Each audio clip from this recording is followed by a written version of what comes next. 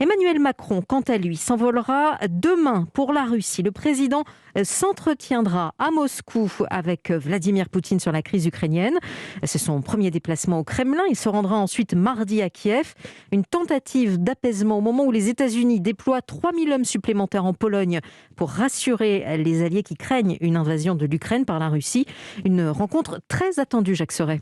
Oui, les deux dirigeants ont des choses à se dire et leur entretien calé sur l'après-midi et la soirée de demain pourrait bien durer plusieurs heures. Aucune limite de temps n'a été fixée. Un strict tête-à-tête dans l'enceinte du Kremlin où seuls des traducteurs et éventuellement des preneurs de notes seront là, mais ni ministres ni diplomates ne seront aux côtés des deux chefs d'État.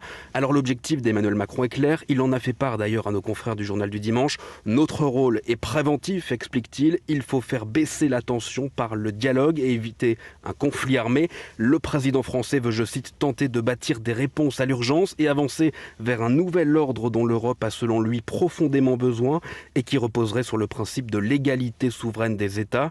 Emmanuel Macron compte porter l'exigence de la France, de l'Union européenne et de l'OTAN face à l'hôte du Kremlin, à savoir qu'il n'y ait aucune incursion militaire russe en Ukraine. Et comme s'il tentait de jouer un rôle de représentant, de médiateur dans cette crise, le chef de l'État se rendra mardi à Kiev, en Ukraine, puis à Berlin, le soir même, pour un sommet entre la France, l'Allemagne et la Pologne. Jacques Serret du service politique d'Europe 1.